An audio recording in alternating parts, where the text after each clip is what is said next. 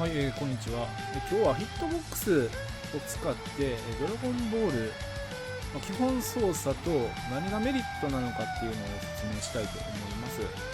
まず、ヒットボックスの基本操作なんですけれども、これ見てもらったら分かるんですが、左のこの白のボタン、これはもう普通のアケコンと一緒です。基本は全部一緒ですね。で、何が違うかと言いますと、このこっちの部分ですね、左の部分、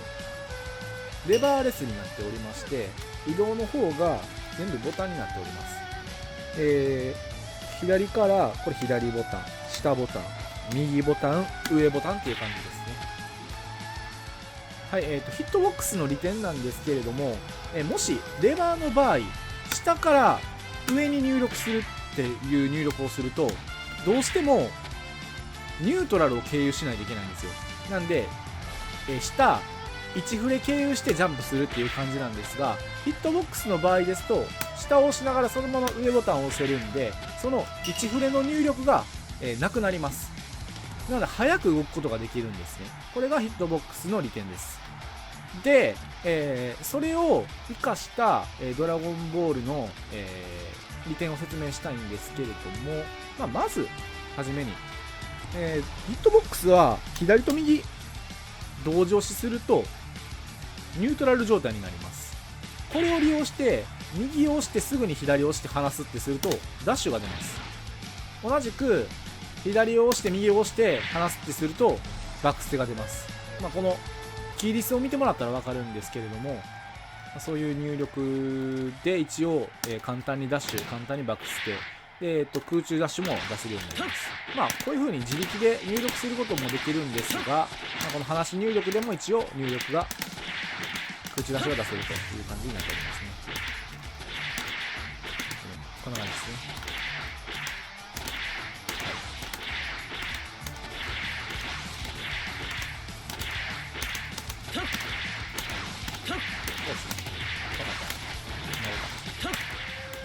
で、基本ですけれども、必殺技とかは一緒ですね。波動拳みたいな感じで、もレバーで操作するのと一緒で、ボタンでこういう風に波動拳とか、竜巻とかっていう風に出すことができます。で、ヒットボックスのメリット、僕の、おすすめポイントですね。この下から上がゼロフレ経由で出せるのを活かして、ハイジャンプ完成っていうのがこのゲームの技術でありまして、極ブラックとかですとこれが使えるとかなり戦略の幅が広がってキャラランクが変わるんですが、このワープですね、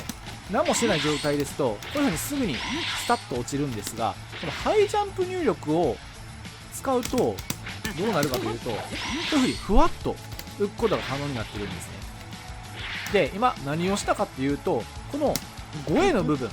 一番初めの 5A の部分にハイジャンプの入力をしています。で、ハイジャンプの入力をした後、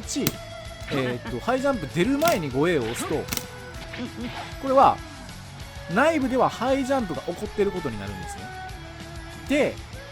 その後に空中完成の技に移行すると、そのまま完成が残ってて表裏に行けたりとか、すごいメリットがあります。で、これレバーでやるとどうやねんっていう話なんですが、めちゃめちゃむずいです。レバーだとめちゃめちゃむずいんですけれども、ヒットボックスだとそう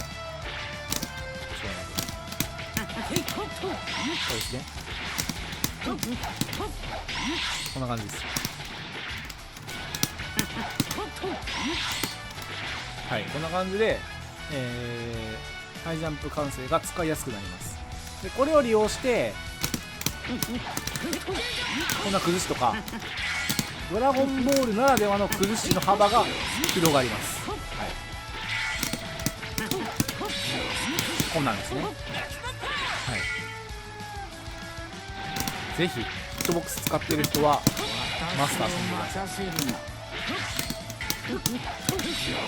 こんなんです。見えないですよね。って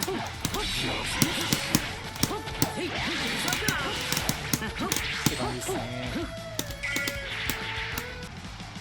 はい、続いてなんですけれども、他のゲームでも言えるんですけれども、ファジージャンプっていう技術があるんですよ。で、ヒットボックスファジージャンプめちゃめちゃ強いです。それを説明したいと思います。まずファジージャンプをするのってレバーだと、斜め下から、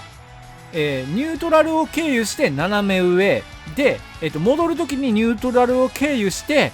しゃがみって入れるんですよ。だから最低でも12344フレ以上は入力に時間がかかるんですね。ただヒットボックスの場合だと、ガードをしているときにジャンプボタンを1回押すだけ、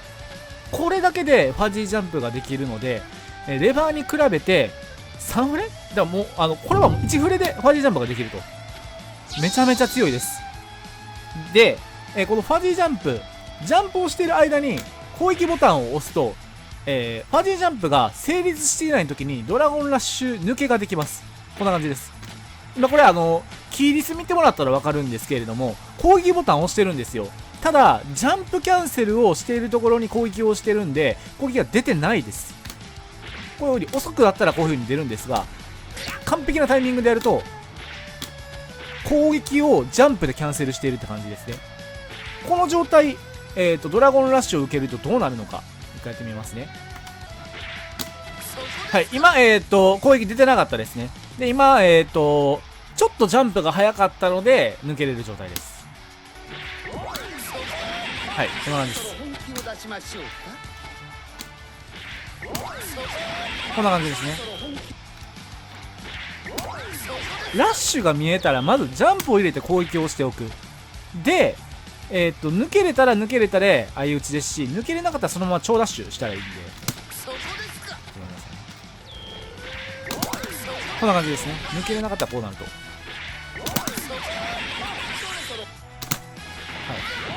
い、この仕込みがかなり強いです。ヒットボックスを使う方はこのファジージャンプぜひ覚えてください。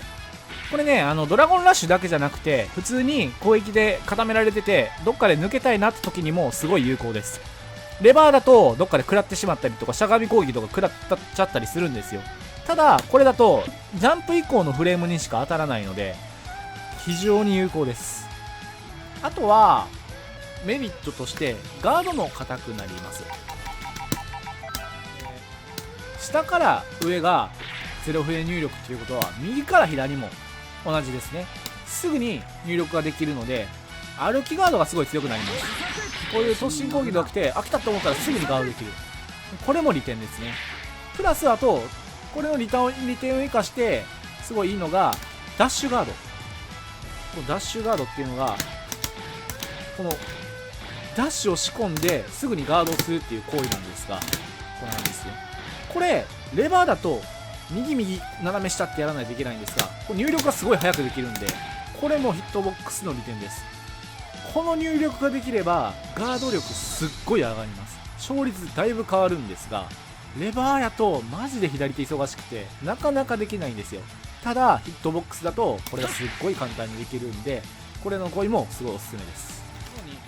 表裏があるんですね。このゲーム裏ラッシュとジャンプからの超ダッシュ、こういう、表裏があるんですが、ヒットボックスだとすごいガードしやすいです。こんな感じでどっちも基本的にガードできると。ノアですとバックステが漏れてしまうんですね、入力上。ただヒットボックスはそういうバックステが漏れる心配もない。こんな感じですね。はい、漏れないです。はい、っていう感じで、基本はね、崩れてしまう連携もヒットボックスだとガードが間に合うっていう感じで、これもかなり利点です。じゃあなんで使わんねんっていう話なんですが、難しいっす。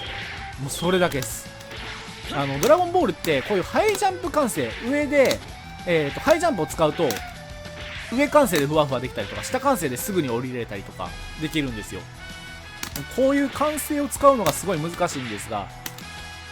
こういうところに慣れが相当必要かなと。慣れたら最強です。多分どのゲームにおいてもヒットボックスが最強なんじゃないかなとは思いますね。だって1フレニュートラル経由線で動かせるし、ガードも固なるし歩きガードもできるし、ステガードとかそういうシステムの面でも使えるしでかなり強いとは思います。はい、というわけで、今回はヒットボックスを紹介させていただきました。ありがとうございました。僕もちょっとヒットボックス練習します。お疲れ様です。